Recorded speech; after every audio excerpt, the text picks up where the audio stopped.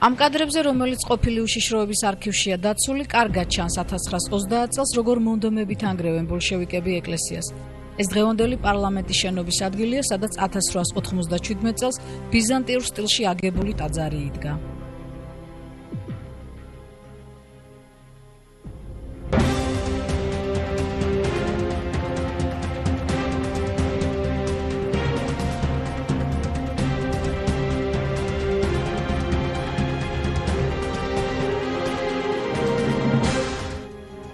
კრემლი, მოსკოვი, კაცრად საიდუმლოდ. საერთო საკავშირო ცენტრალური აღმასრულებელი კომიტეტის თავმჯდომარე სამხანაგ ფელიქს ძერჟინსკის მითითება. სახალხო კომისართა საბჭოს გადაწყვეტილების თანახმად, რაც შეიძლება მალე ბოლო უნდა მოეღოს სამღვდელოებასა და რელიგიას. დააპატიმრეთ მღვდლები როგორც კონტრრევოლუციონერები და საბოტაჟის მომწყობები. დაუნდობლად და საყოველთაოდ დახრიტეთ რაც შეიძლება მეტი საეკლესიო პირი. დახურეთ ეკლესიები და ტაძრებში განათავსეთ საწყობები. სახალხო კომისართა საბჭოს თავმჯდომარე ლენინი. დოკუმენტისგან ასლის გადაღება აკრძალულია. უძიმესი პერიოდი იყო და ეს იყო შედეგი იმ ბრძანებისა, რომელიც გამოსცა ლენინმა, რომ სამღვდელოება დახვრიტეთ რაც შეიძლება მეტი. ლენინის მითითების შესაბამისად საქართველოშიც იწყება დაუნდობელი ბრძოლა რელიგიის წინააღმდეგ. ინიშნება კომპარტიის არაერთი კრება, რომელზეც დღის წესრიგში პირველ ნომრად არის შესული სარწმუნოების დევნა. ჩვენს არქივში ბევრი ასეთი დოკუმენტია დაცული. ერთ-ერთ მათგანში ვკითხულობთ. ჩვენ რუისპირის კომიაჩეიკა ფიცვდებთ, რომ მეტი აგიტაცია გაუწიოთ ხალხში სარწმუნოების წინააღმდეგ, რომ ეკლესია ხალხის დამონებასა და ჭკუის არევას ცდილობს. ვეცდებით, რომ ეკლესიებზე ჯვრების ნაცვლად წითელი ვარსკვლავი იყოს. სწორედ ამ დროს შეიქმნა ანტირელიგიური ორგანიზაცია მებრძოლ უღმერთოთა კავშირი, რომელიც მთელი საქართველოს მასშტაბით ავრცელებდა ანტირელიგიურ ლოზუნგებს, პროკლამაციებს. შემზარავია კომუნისტების მიერ 1923 წელს შედგენილი სტატისტიკა, რომლის მიხედვითაც ერთი წლის განმავლობაში საქართველოს ტერიტორიაზე 1212 ეკლესია დაიხურა.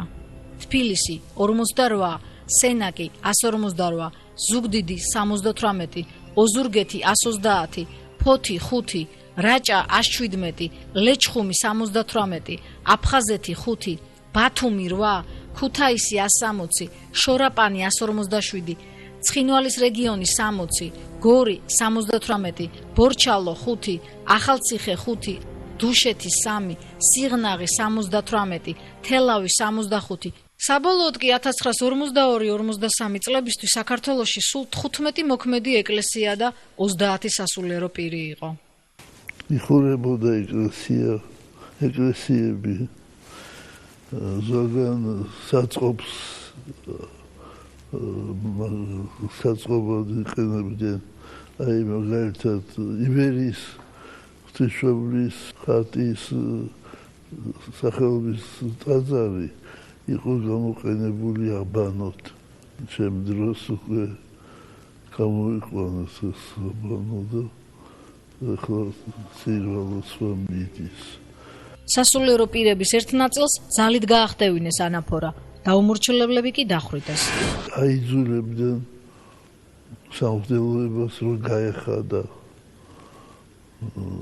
შესამოსლ ტანსაცმელი.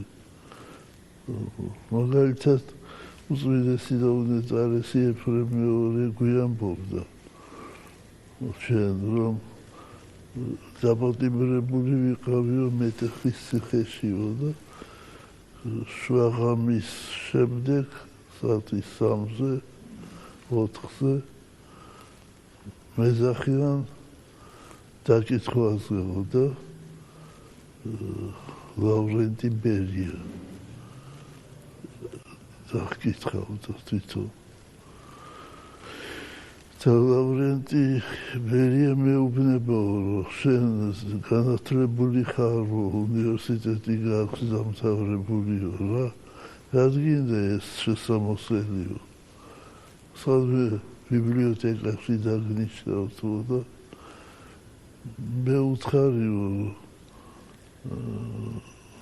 ბატონო ლავრენტიო,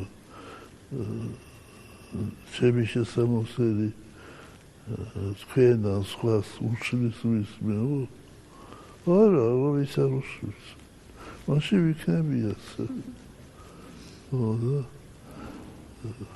მე გაუწია ბრძანება რომ გაუშვითო გაუშვეს განთავისუფლეს უშიშროების არქივში დაცული დოკუმენტები კარგად აღწერს მექანიზმს, თუ როგორ მუშაობდა საბჭოთა უშიშროება სინოდის წევრების ერთმანეთთან დასაპირისპირებლად. ამას ადასტურებს 1926 წლის 27 მარტი დათარიღებული საიდუმლო დოკუმენტი, რომელშიც ლავრენტი ბერია საქართველოს ცენტრალური კომიტეტის პირველ მდივანს, კახიანს მითითებას აძლევს, რომ ამბროსი ხელაიას დაბრალდეს ეკლესიის ორმთრულ ბანაკად დაყოფა. მითითების მიხედვით, რეაქციულ ბანაკად უნდა წარმოჩენილიყვნენ ამბროსი ხელაიას მომხრეები, პროგრესულად კი ბლაგაჩინი ხახუტაშვილის თანამზრახველები. ცენტრალურ კომიტეტს ხელი უნდა შეეწყო რეაქციული საეკლესიო პირების კომპრომატირებისა და პროგრესული ფრთის აღზევებისათვის. ბერიას აზრით, ქართული ეკლესია მაინც ძალიან ძლიერია თავისი ავტორიტეტითა და გავლენით. ამიტომ მარტის თვეში ის მითითებას რამდენიმე პუნქტად აყალიბებს. როგორმე თავიდან იქნეს აცილებული 12 მარტისთვის დაგეგმილი მეოთხე საეკლესიო კრება და გადატანილ იქნას ოქტომბრისთვის, რათა ამ პერიოდში ამბროსი ხელაიას ოპოზიცია მოძლიერდეს. მითითების საფუძველზე დაისახა მთელი რიგი ღონისძიებები. მიღებულ იქნა რეზოლუცია ანტირელიგიური პროპაგანდა აგიტაციის შესახებ. მითითებებს თან ახლდა ინსტრუქცია საბჭოთა კავშირის ფარგლებში მართლმადიდებლური ეკლესიის სრულ მართვასთან დაკავშირებით. უშიშროების არქივში დაცული ერთ-ერთი სისხლის სამართლის საქმე 1924 წლის 10-19 მარტით თარიღდება. დოკუმენტის მიხედვით რესპუბლიკის უზენაესი სასამართლოს საჯარო სხდომაზე საქართველოს მართლმადიდებლური ეკლესიის სამღვდელო პირთა საქმე განიხილება. სასამართლომ სისხლის სამართლის კოდექსის მე-60 მუხლით სასჯელის უმაღლესი ზომა დახვრეტა მიუსაჯა სრულიად საქართველოს კათოლიკოს პატრიარქს ამბროსი ხელაიას, ქუთაისის მიტროპოლიტ ნესტორ ლეჟავას, ქაშვეთის ეკლესიის დეკანოს დიმიტრი ლაზარიშვილს, მცხეთის საპატრიარქოს ტაძრის წინამძღვარს არქიმანდრიტ პავლე ჯაფარიძეს, ვერის ნიკოლოზის ეკლესიის წინამძღვარს ანტონ თოთიბაძეს, სიონის ტაძრის წინამძღვარს მარკოს ტყემალაძეს, საკათალიკოსო საბჭოს ყოფილ მმართველს იასონ კაპანაძეს, ამავე საბჭოს წევრებს ნიკო არჯევანიძესა და ნიკოლოზ თავდგირიძეს. უსვიდესი და უნეწარესი ამბროსი ხელაია და მთელი სინოდი იყო დაპატიმრებული. ამბროსის მიუსაჯეს პატრიარქს მიუსაჯეს დახვრეტა და მისი ისტორიული სიტყვები ცნობილია. მან თქვა რომ ჩემი სული ეკუთვნის ღმერთს, გული სამშობლოს და ამ სხეულს რაც გინდა უყავით. საქმიდან ირკვევა, რომ თითქოს და სასამართლო მხედველობაში მიიღო ამბროსი ხელაიას ასაკი. განსაკუთრებით კი ის, რომ ბრალდებულმა ხელაიამ და პასუხისმგებლობაში მიცემულმა სხვა სასულიერო პირებმა შეცდომად აღიარეს გენუის კონფერენციაზე გაგზავნილი მიმართვა. მართლმსაჯულებამ ასევე გაითვალისწინა ის გარემოება, რომ ბრალდებულები კომუნისტების აზრით საქართველოს მასებში დობითა და ავტორიტეტით არ სარგებლობენ და ისინი თურმე არსებული ხელისუფლებისათვის საფრთხეს არ წარმოადგენენ.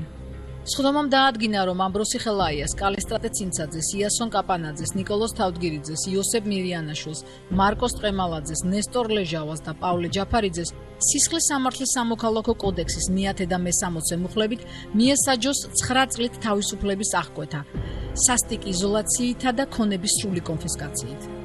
მასალებში სრულიად საქართველოს კათოლიკოს პატრიარქი ამბროსი ხელაია ბოროტმოქმედადაა შერაცხული იმისთვის, რომ მან შეადგინა და გენუის კონფერენციას გაუგზავნა მემორანდუმი და მოათავსა მასში კონტრრევოლუციური ცრუხმები, რომ საქართველოს ერს ართმევენ ქონებას, გააქვთ საზღვარგარეთ და მიწაწყალს ურიგებენ სხვა ტომის შემოხიზნულ ხალხს.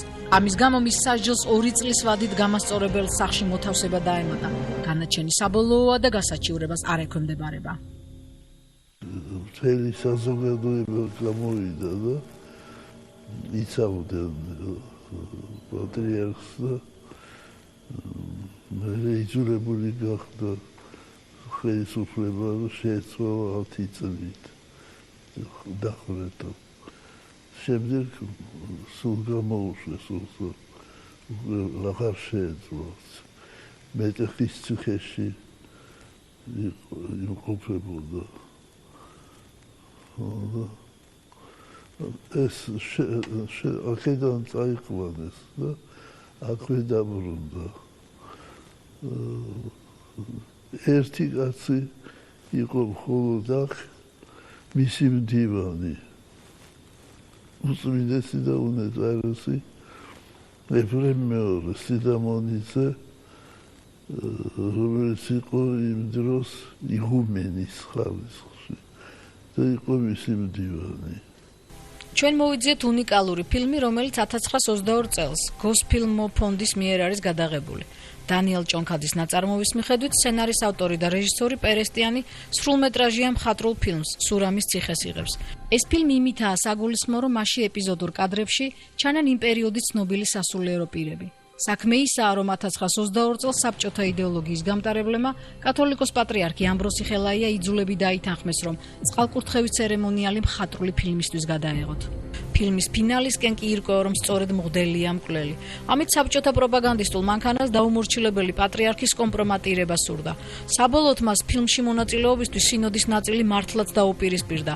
თავად პატრიარქი კი ამ ფილმის გადაღებიდან წელიწადნახევარში დააპატიმრეს. ზემოთ აღნიშნულ სისხლისამართლის საგმეში ფიგურირებს კიდევ ერთი ბრალდება, რომელიც სასულიერო პირებს საბჭოთა პროკურატურამ წაუყენა. საქართველოს გასაბჭოების პერიოდში ამბროსი ხელაია, ნესტორ ნაზარი ლეჟავა და პავლე ჯაფარიძე დაადანაშაულეს თბილისის სიონისა და მცხეთის სვეტიცხოვლის განძევლობის ქუთაისში გახიზნვასა და გადამალვაში. 1921 წლის თებერვალში სასულიერო პირებმა განძევლობა ბაგრატის ტაძრის ძირში მდებარე ნაზარის სამიტროპოლიტო რეზიდენციის ეზოში დამალეს. ამ ფაქტის გამო ნესტორ ლეჟავა ნაზარი დააპატიმრეს და მიუსაჯეს დახვრეტა, რომელიც შემდეგ პატიმრობითა და პირადი ქონების კონფისკაციით შეუცვალეს. 1924 წლის აპრილში ამნისტიის საფუძველზე ნაზარი გაათავისუფლეს, თუმცა 1924 წლის 27 აგვისტოს სახალხო აჯანყების დაწყების წინაღამეს კვლავ დააპატიმრეს. ჩვენს არქივში დაცული დოკუმენტის მიხედვით ვიგებთ, რომ სოფელ როდინოულის საეკლესიო საბჭოს წევრმა ვლადიმერ მაღლაკელიძემ მიტროპოლიტ ნაზარი ლეჟავას თეატრად გადაკეთებული ეკლესიის ხელმეორედ კურთხევას თხოვა. სწორედ ეს გახდა მიტროპოლიტ ნაზარის დაპატიმრებისა და დახვრეტის მიზეზი. ნაზარი ლეჟავა, რომელიც დახვრიტეს თავისი ჯერ გადაამბეს თოლკებით და მე დახვრიტეს ქუთაისის მახლობლად. ჩვენს არქივში უამრავი მასალაა, რომელიც დეტალურად აღწერს, როგორ მიზანმიმართულად ყალბდებოდა საქართველოს ეკლესიის ისტორია, ქართული ისტორიოგრაფია, ენათმეცნიერება, ლიტერატურათმცოდნეობა და ეთნოლოგია, როგორ ხორციელდებოდა ტერორი საქართველოს ეკლესიის მღვდელმსახურების, ქართველი მეცნიერებისა და საზოგადო მოღვაწეების გასანადგურებლად, მხოლოდ იმისთვის, რომ ისინი მარქსისტულ იდეოლოგიას არ იზიარებდნენ. გარდა ამისა, ბოლშევიკები ცდილობდნენ მათ მიერ შექმნილ დანაშაულებრივ ჯაჭვში საზოგადოების ყველა წევრი იძულებით ჩაებათ, ვინც მათ ეწინააღმდეგებოდა, ფიზიკურად ანადგურებდნენ. კომუნისტური რეჟიმი ცდილობდა მტრობა ჩამოეგდო ადამიანებს შორის, წყალწელებს შორის და შემდეგ და ხშირი შემთხვევა იყო, როცა აწერინებდნენ დაუშვათ ერთ მწერალს, მეორე მწერალზე, ან მღვდელზე, ან მასწავლებელზე და ეს არა საჭირო, ეს ძალით იყო ყველაფერი გაკეთებული და ამან არ უნდა ჩამოაგდოს რაღაც მტრობა ადამიანებს შორის და გვარებს შორის. ეს ძალიან საშიშია. გახსნილი არქივის მიზანი უახლესი ისტორიის იმ რეალობის აღდგენაა, რომელიც საუკუნის განმავლობაში გრიფით საიდუმლო იყო. დღეს თითოეულ ადამიანს აქვს უფლება იცოდეს ისტორია, რომ წარსული სწორად შეაფასოს. კომუნისტური რეპრესიების პირობებში საქართველოს ეკლესიამ გოლგოთის მძიმე გზა გამოიარა. 1977 წლიდან საქართველოს ეკლესიას წინამძღოლობს სრულიად საქართველოს კათოლიკოს პატრიარქი, მცხეთა თბილისის მთავარეპისკოპოსი, ბიჭვინთისა და ცხუმ აფხაზეთის მიტროპოლიტი, უწმინდესი და უნეტარესი ილია მეორე. ამ პერიოდიდან დღემდე საქართველოში აღდგა და აშენდა 2000-ზე მეტი ეკლესია.